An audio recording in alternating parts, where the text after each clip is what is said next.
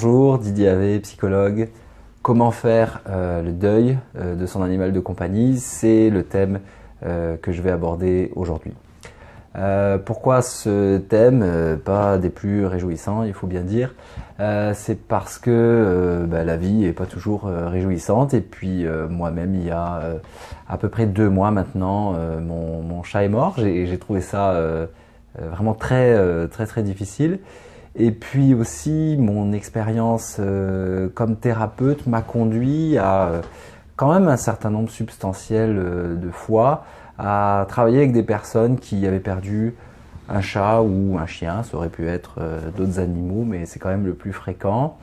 Et des fois, ces deuils avaient été extrêmement douloureux. D'ailleurs, il faut dire que les personnes ne consultaient pas nécessairement pour ça, mais c'est venu au cours de la thérapie, c'est-à-dire c'était clairement des deuils qui n'étaient pas résolus quand son animal est mort depuis 2, 3, 4, jusqu'à 8 ans, je crois, pour le plus ancien, avec la personne avec laquelle j'avais travaillé. Et qu'on est toujours submergé par la tristesse, je pense qu'on peut parler de deuil bloqué. Alors aujourd'hui, ce qu'on va faire, c'est que je vais vous donner 3 conseils. 3 conseils pour vous aider à faire le deuil de votre chat, de votre chien ou de n'importe quel autre animal. Une autre raison pour laquelle j'ai eu envie de vous parler de ce sujet, c'est parce que le deuil d'un animal pourrait passer pour être quelque chose de secondaire, alors qu'en fait, toutes les personnes qui ont un animal et qui un jour font cette expérience de le perdre, vivent à quel point c'est dramatique. Une des choses qui m'a beaucoup touché quand j'ai travaillé avec des personnes spécifiquement sur le deuil d'un animal, c'était vraiment l'intensité de la détresse. Alors peut-être, avant qu'on passe à proprement parler aux conseils, peut-être on peut dire quelques mots sur le deuil d'un animal.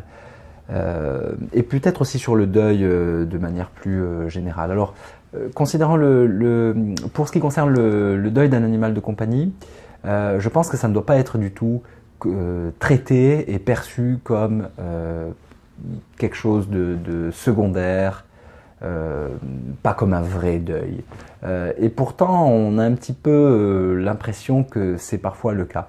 Mais pourquoi je pense que c'est des deuils qui sont très importants et qui doivent être pris très au sérieux? C'est d'abord parce qu'il y a un lien d'attachement, un lien d'intimité avec l'animal, pour une raison très simple, c'est que déjà l'animal vit chez vous et que donc on partage cette intimité. L'animal fait partie, vous commencez la journée avec, puis vous rentrez de la maison, c'était le cas de mon chat, elle venait systématiquement me retrouver. Il y a des gens qui interprètent ça comme de la dépendance et pas de l'amour de la part de l'animal. Je pense que c'est complètement faux. Si je prends l'exemple de mon chat, sa caisse était propre, elle avait à manger, elle avait à boire et elle venait quand même me voir. Donc il y a cette intimité partagée du fait qu'on vit avec l'animal, mais c'est pas tout. Il y a aussi une forme, je crois, de pureté dans le lien de l'animal à l'homme qui rend cette forme d'amour extrêmement touchante. C'est que je crois un chat ou un chien, ça calcule pas son amour, ça vous reçoit tel que vous êtes et c'est ça qui contribue, je pense aussi, à faire l'intensité, la pureté du lien qu'on a avec l'animal. Alors dans cette vidéo aujourd'hui, avant de passer au conseil, je pourrais vous parler des étapes du deuil de Kübler-Ross, mais vous pouvez trouver ça sur internet très facilement, puis c'est discuter et rediscuter un petit peu partout. Et il y a une auteure que personnellement j'aime peut-être même un petit peu plus que Kübler-Ross. C'est une psychologue américaine qui s'appelle Thérèse Rando, R-A-N-D-O. Et elle a aussi elle a une clinique du deuil aux États-Unis et elle apporte quelque chose de très important dans le domaine de la psychologie du deuil. Ce que Thérèse Rando dit, c'est qu'un deuil, pour être accompli, doit avoir contribué à créer une représentation interne du défunt. une représentation interne donc qui soit nouvelle et qui corresponde non pas à la perte nécessairement de l'attachement, mais à la création d'un nouveau lien d'attachement. Et avec cette représentation interne, un accès aux bons souvenirs qu'on a vécu. Elle parle des humains, donc avec le défunt, mais ça peut être tout à fait, je crois aussi, avec son animal. Et c'est parce qu'on a en tête, avec cette nouvelle représentation de ce qu'a été la personne, de ce qu'a été l'animal, on a ces bons souvenirs qu'on ressent ce sentiment de gratitude envers le défunt, mais aussi gratitude tout simplement envers la vie, de savoir qu'on a pu vivre avec cette personne, que nos chemins ont pu se croiser. Une autre chose que je voulais vous dire à propos du deuil d'un animal, c'est que je crois la culpabilité ne peut pas être évitée. C'est quelque chose que mon épouse et moi on a ressenti quand notre chat est décédé. On s'est reproché de ne pas l'avoir amené assez tôt chez le vétérinaire. Mais de par mon expérience personnelle et professionnelle, je dirais que je pense que du fait qu'on est responsable de la vie de son animal, on ne peut pas éviter une part de culpabilité. La question va se poser, quelles que soient, je crois, les conditions de la mort. Puis si par exemple vous avez décidé de faire euthanasier votre animal, c'est très probable que vous vous sentiez coupable, alors que in fine il s'agit d'un acte responsable et d'un acte d'amour. C'est pas autre chose que ça. Donc je crois, si on a conscience que cette culpabilité, on ne peut pas l'éviter, ce qui je crois est le cas, peut-être on peut faire en sorte de moins s'attacher au contenu, au thème de la culpabilité. On aurait dû, on n'a pas été prudent, on n'a pas fait ce qu'il fallait, on n'a pas surveillé assez si le chat ou le chien a été écrasé, enfin ce genre de choses. On peut essayer de s'épargner ça. Si on avait su, ben oui, mais on peut jamais savoir, hein. Bien sûr qu'on aurait agi différemment, mais si on avait su que c'était la mort qui l'attendait, mais on peut jamais anticiper ce genre de choses. Alors maintenant, j'aimerais vous donner trois conseils pour vous aider à faire le deuil. Le premier conseil, et je crois que c'est très important, c'est véritablement de bien choisir à qui vous allez décider de parler du deuil que vous êtes en train de traverser. Pourquoi c'est extrêmement important? D'abord parce que pas tout le monde a les capacités d'écoute qui sont requises pour accompagner votre peine ou votre culpabilité par exemple, mais c'est pas seulement ça, c'est que dans l'esprit de beaucoup de gens, un chat ou un chien, en faisons pas toute une histoire. Donc c'est très possible finalement, en allant chercher du soutien, qu'on reçoive exactement le contraire. Alors, il y a des choses absolument terribles que les gens peuvent dire. Des fois, c'est juste de la maladresse. Des fois, c'est carrément invalidant. Mais pour vous qui allez recevoir ça, ça sera toujours extrêmement difficile à vivre. Alors, le conseil que je vous donne, c'est parler du deuil. Bien sûr, vous pouvez évoquer le deuil avec tout le monde, mais parler véritablement du deuil, c'est-à-dire en exprimant des émotions, en exprimant de la tristesse devant quelqu'un, ne le faites qu'avec quelqu'un qui a un animal de compagnie ou qui a déjà perdu un animal de compagnie. C'est comme ça que vous aurez le meilleur moyen de vous sentir reçu et écouté et accueilli par quelqu'un. Quand on a des émotions, et spécialement quand ces émotions sont intenses, on a besoin de ressentir cette validation. Donc si on va auprès de quelqu'un qui a des animaux, qui aime les animaux, ben on a beaucoup plus de chances évidemment que la personne comprenne pourquoi cette perte est aussi difficile. Alors parmi les réactions qui peuvent être incroyablement maladroites, si vous ne respectez pas ce conseil, c'est des gens qui vont vous dire « Oh qu'est-ce que tu vas faire alors? Est-ce que vous allez prendre un autre chat ?» Et si vous y réfléchissez, enfin je veux dire, si vous avez un animal, cette phrase est complètement absurde. C'est exactement la même chose que si je venais vous voir en vous disant je suis dévasté, mon meilleur ami est mort, et puis que la réponse était ok, qu'est-ce que tu vas faire alors, tu vas prendre un nouveau meilleur ami? Enfin, je veux dire, c'est complètement aberrant, bien sûr. C'est que parfois, les gens qui n'ont pas d'animaux ne peuvent pas véritablement comprendre qu'un animal, ça a, si ce n'est sa personnalité, en tout cas son tempérament propre, que c'est un lien singulier que vous avez avec et que ce lien est perdu. C'est une vraie perte parce que ça ne peut pas se remplacer. Donc le fait de prendre un autre chat ou un autre chien ne va pas compenser la perte que vous êtes en train de vivre. Et puis bien sûr, il y a d'autres réactions. Alors là, j'ai donné un exemple de maladresse, mais des fois, c'est des réactions vraiment invalidantes. Par exemple, comme si tu n'es pas capable de supporter la mort de ton chat, n'en prends plus. Bon, évidemment, là, c'est un peu extrême comme exemple, mais une patiente avec qui j'avais travaillé avait entendu quelque chose comme ça. Et pour compléter le florilège de réactions inappropriées, des gens qui peuvent dire des propos comme « Bon, ben ça va, tu sais, il y a des gens qui perdent un enfant, hein, imagine ce qu'ils vivent. » Bon. Le deuxième conseil que j'aimerais vous donner maintenant, c'est l'importance des rituels.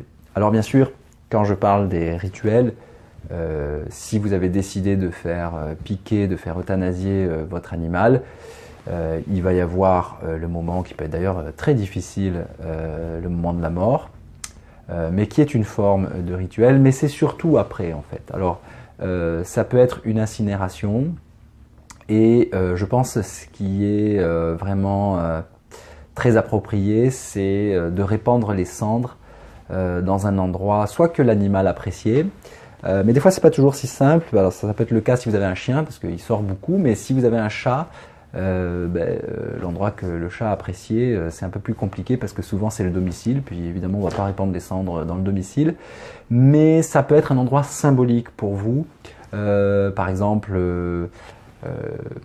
proche de l'endroit où vous avez été chercher le chat, ou à la campagne, chez l'ami qui vous l'a donné, etc., etc. Il y a toujours un moyen symboliquement de trouver un endroit qui peut faire l'affaire pour faire une petite cérémonie. Un autre conseil en lien avec les rituels qui, je pense, peut être utile, c'est pendant le temps dont vous avez besoin, quelques jours, quelques semaines, quelques mois, peut-être plus, pourquoi pas, je pense que c'est vraiment propre à chacun, c'est d'allumer une bougie, tout simplement, mais en ajoutant par exemple la brosse de votre animal ou bien un autre petit objet qui lui a appartenu ou qu'il aimait bien, un petit jouet ou quelque chose du genre. Vous pouvez aussi, il y a maintenant des cadres numériques avec des photos donc numériques qui alternent, et ça peut être une bonne idée d'avoir un cadre comme ça chez vous, non seulement pour visualiser les photos bien sûr qui vont être diffusées plus ou moins en continu, mais aussi c'est parce que vous allez devoir choisir les photos, ce qui peut être aussi une étape importante dans le processus de deuil. Vous vous rappelez tout à l'heure, je parlais de la fameuse représentation interne et de l'importance des bons souvenirs partagés avec l'animal. Eh bien, en choisissant les photos, ça peut être des petites photos du quotidien ou de certains événements importants, familiaux, où l'animal était là, et ça va contribuer à alimenter les bons souvenirs et donc à ce sentiment de gratitude dont je parlais tout à l'heure. Personnellement, je dois dire que j'aime bien la bougie. Pourquoi? Parce que la petite flamme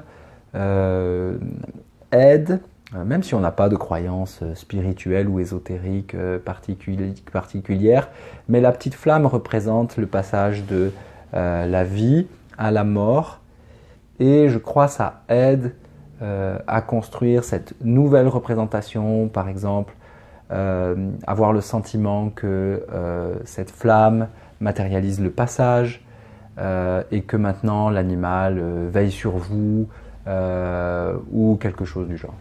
Alors, je ne parle pas ici d'enterrer son animal. Je ne connais pas la législation très bien, mais je sais qu'en France, c'est extrêmement complexe. Il faut que l'animal soit enterré à plus de 35 mètres, à une certaine profondeur, il faut mettre de la chaux par-dessus. Bon, c'est extrêmement complexe, donc l'incinération bien souvent est plus simple pour ces affaires légales. Et enfin, mon troisième conseil, c'est de ne surtout pas hésiter à faire une thérapie. Alors, moi je vais vous parler de la thérapie EMDR, parce que je suis passionné par cette thérapie, parce que c'est celle que je pratique depuis des années, et aussi parce que je pense que c'est en tout cas, à titre personnel, c'est une des interventions que je trouve absolument extraordinaire pour un deuil non résolu. Alors, qu'est-ce qui peut se passer lors d'un deuil? Je veux parler un tout petit peu du deuil traumatique. Ce qui peut être traumatique, que ce soit la perte d'un être cher ou d'un animal, c'est les conditions de la mort. Soit parce que les conditions de la mort ont été horribles, soit parce qu'elles ont été brusques et complètement inattendues. Alors, ce qu'il arrive dans ces circonstances parfois, c'est que on a gardé en tête des images des conditions de la mort. Et évidemment, ces images sont épouvantables. Et il faut dire d'ailleurs que ça peut être des images du moment de la mort, même si vous avez décidé d'euthanasier votre animal, il peut y avoir des réflexes, etc. Et ça peut être extrêmement traumatique. Mais ça peut être aussi, je pense à des gens, à une dame en particulier qui avait perdu son chien, qu'il avait cherché quelque temps, et puis qu'il avait retrouvé écrasé le bord de la route. Et ça avait été traumatisant pour elle, ce chien qu'elle adorait, elle l'avait retrouvé mort sur le bord de la route, bon, c'était épouvantable, et elle avait les images en tête de son chien mort.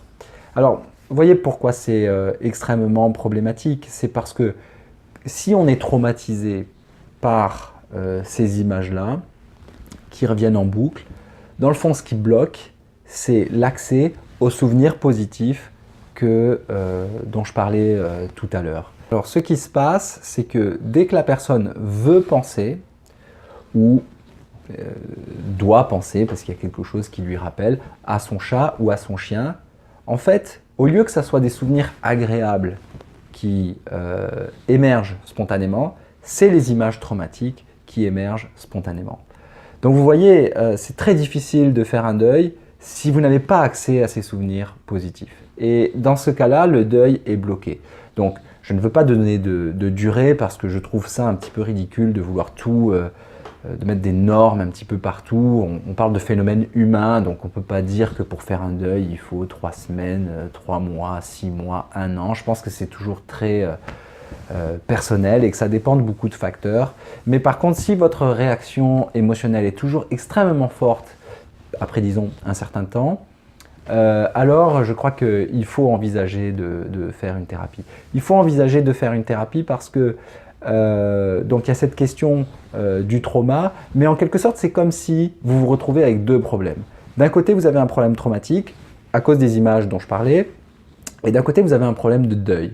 Et bien en fait ce qui se passe c'est que le chagrin qui est lié au deuil empêche l'intégration du souvenir traumatique, et le stress post-traumatique empêche la résolution du chagrin. Non seulement l'empêche, mais en plus renforce le chagrin, et le chagrin renforce le stress post-traumatique. Donc vous avez ces deux problèmes ensemble, et ça fait typiquement des deuils bloqués. Donc je pense il ne faut pas hésiter du tout à demander de l'aide, à demander une thérapie. Je sais que ça peut paraître un peu spécial de dire je vais aller faire une thérapie, mais ça va être une intervention bien souvent qui va être assez brève, en tout cas pour le MDR. Et puis aussi, je pense qu'il ne faut pas avoir peur de faire ce genre de demande. Il y a à peu près 50% des gens en France, je crois, qui ont un chat ou un chien.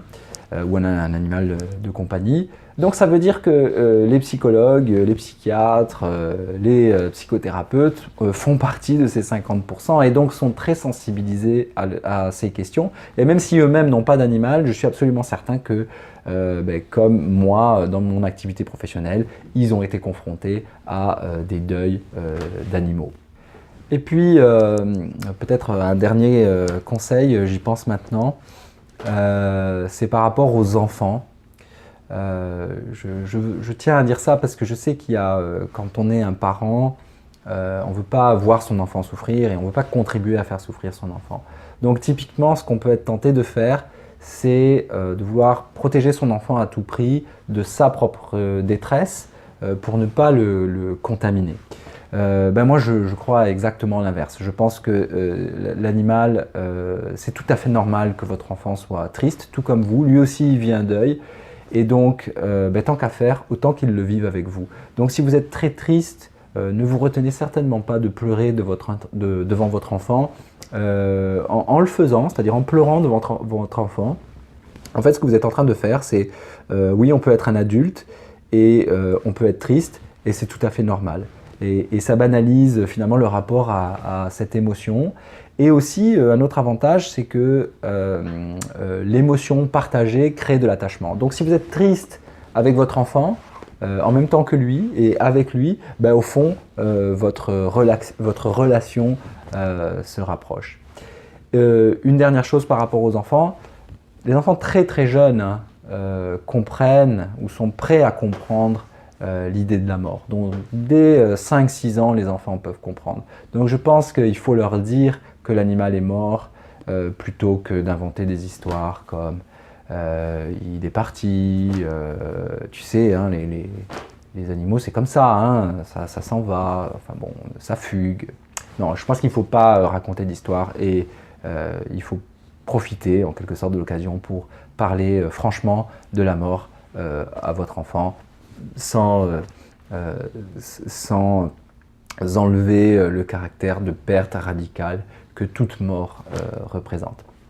Voilà, j'espère que vous avez aimé cette vidéo, malgré peut-être son caractère un petit peu lourd, mais ça fait partie de la vie et je pense que justement c'est important qu'on en parle.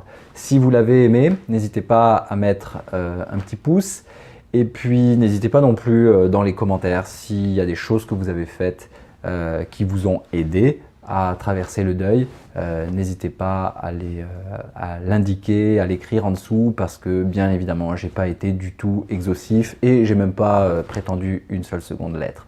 Voilà, à bientôt!